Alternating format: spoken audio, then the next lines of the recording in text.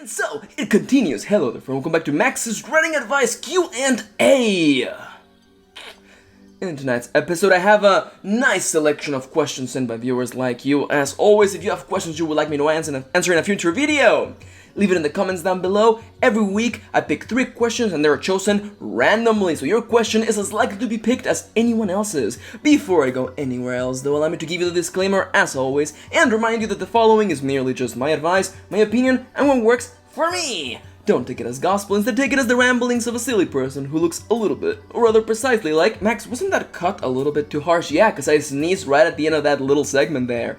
Oh, spring, also known as allergy season. Anyhow, let's dive right in. First question of the day goes a little bit like this. Do you have any advice on how to make plot twists or reveals less obvious? I am having trouble with subtlety at the moment. 3 minutes on the clock, get set, go! So, plot twists, reveals, how do we make them less obvious? Well, first off, I have to just stand here and give you a little formal reminder that with things like this, the writer's judgment is faulty. I think for us, as the person who is writing this, it's really hard to guess, or to ascertain as to how obvious your plot twist / reveal is. Seriously, you're really close to the writing, maybe too close to the writing, and even worse is the fact that you have no control over how obvious / subtle it is going to be. Why? Because this depends on the readers themselves, because some readers are more astute than others, some pay more attention than others,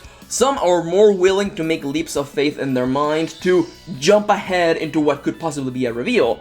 You have no control over that. What you do have control over, though, is your ability to revise your story, look at it later, and also reach out for feedback to a writerly friend. Whenever you write something, and trust me, in the middle of the way, everyone doubts themselves. Everyone thinks, okay, this plot twist is super obvious, everyone's gonna see it coming, everyone's gonna think that I'm a terrible writer because clearly you can tell this plot twist. The answer is, they probably can't. They probably cannot see it, but since you're too close, it's impossible to tell. My advice is this: write the darn thing, put it aside, give it a couple weeks, and when you come back to revising it, look at it objectively.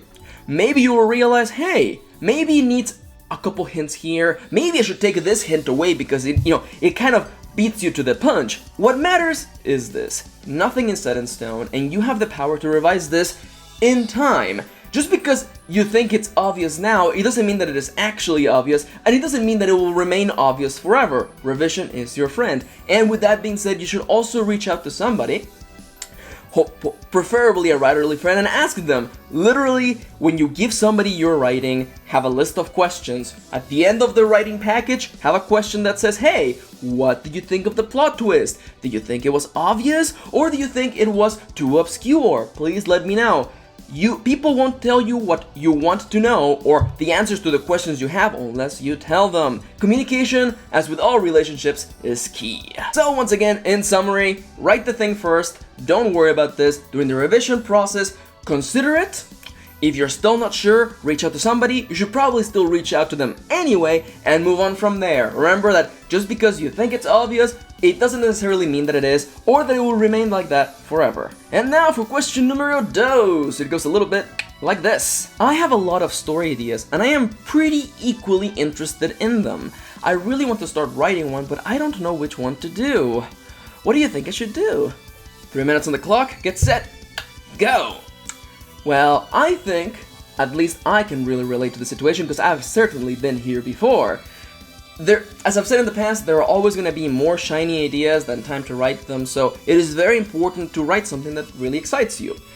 Sometimes we find ourselves in a situation in which we have multiple, 1, 2, maybe 3 ideas, and they all seem super fun to write. What do you do then? For this situation, I have 2 pieces of advice.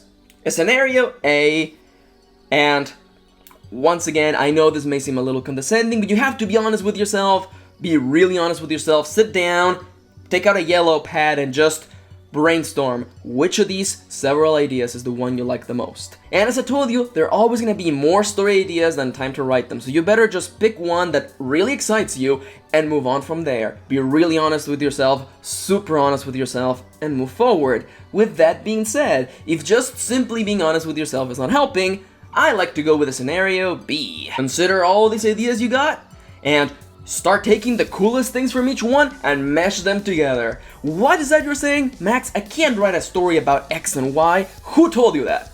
Who told you can't do that? It is through the act of meshing things, combining things that seem entirely unrelated, that new genres are born entirely, or if anything, really interesting books. Commitment to a story, no matter how ridiculous it may seem, is kind of commendable on its very own right. And I know the situation sucks, and I know that it's hard to pick between things and not guilting yourself for not picking that other story that is also your baby and you also love, but as I said in the past, you gotta finish things. It's the only way you're gonna grow. Pick something, stick with it, and move forward, okay? Okay. And now for the final question of the day, it goes a little bit like this. I want to experiment a bit by writing a slice of life type story, but quickly realized I have no idea how to make a plot for one. Never mind an interesting one. I keep trying, but every time I start planning/writing, I either find the plot too boring and lose interest, or I get stuck on what to write about. I also have trouble finding slice of life type books to learn from, so I'm a bit lost. 3 minutes on the clock. Let's go. First off, let's take it from the top. What is a slice of life? Slice of life books, shows, are stories that show a realistic take on real life. That and nothing more, so I can completely understand how somebody who's trying to write a story like that can feel a little, I guess, hopeless, because you're looking at these stories that are kind of mundane and normal, and how do you make these fun? How do you make them interesting? And I feel that this is one of the situations in which that's kind of the nature of the beast, because slice of life stories are ultimately about real life. And you're not gonna have people saving the world, you're not gonna have people achieving the impossible, it's mostly going to be real life things. Now, just because the story is about this, it doesn't mean that it can't be fun. As I've said in the past, and I will continue saying forever, I think the best thing you can do for situations like this is to make this story character-focused. Don't look for plot, don't look for a plot, a big overarching idea, stick to one person, follow them, see where their life goes, maybe several people. I think that for a slice of life story, it's gotta be character-focused, because you can't have an overarching plot, because life doesn't really lend itself to plotting, and as I've said as well, I believe that characters at the center of stories. Plot is the byproduct of characters taking action, making choices, and facing the consequences of said choices. That and nothing more. So start with a person and see where life takes them. That being said, I have one more piece of advice. The unfortunate nature about real life and also about slice of life stories is that people are seldom proactive. It is almost never about a person doing something to better their life or to chase something. It's usually about life getting in the way. It's people reacting to the random encounters of life. And that is where stories like these draw strength, because life can be really unfair, can be really cruel, and without any sort of explanation, suddenly you have a terrible day, and then things get worse and worse and worse, and that's kind of the way real life is. So my advice for you is this: when you sit down to write that story, don't hold back the punches. If the story demands that something terrible happens to this character, do it! Don't hold back.